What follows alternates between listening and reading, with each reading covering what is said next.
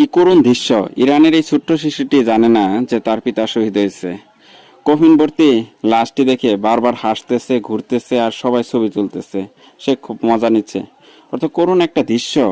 BBC সহ বিশ্বের শক্তিশালী গণমাধ্যম যেগুলো আছে ভিডিওটি প্রকাশ করছে। আপনারা জানেন ইরান এবং ইসরায়েলের মধ্যে আজকে ৭ম দিনের মতন যুদ্ধ চলতেছে, যে কঠিন থেকে কঠিনতর যুদ্ধ। দুই দেশের মধ্যেই ধ্বংসযজ্ঞ হচ্ছে। বিশেষ করে আপনারা জানেন ইসরায়েলের নাগরিক এবং ইরানের নাগরিক সবাই নিরাপদ আশ্রয়স্থলে ছুটে চলছে।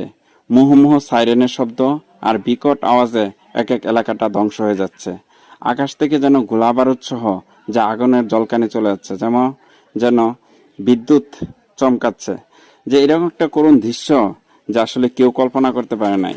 আপনারা জানেন ইরান হচ্ছে মুসলিম রাষ্ট্র, তাদের যুদ্ধটা হচ্ছে সমগ্র বিশ্বের সাথে। এই জন্যই বলবো যে ইতিমধ্যে আপনারা জানেন ইউরোপীয় ইউনিয়ন, আমেরিকা সহ বিশ্বের বিভিন্ন দেশ ইসরায়েলের পক্ষ নিয়েছে।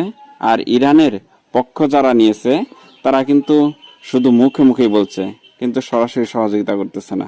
যে আল্লাহ তাআলা সবাইকে রক্ষা করুন।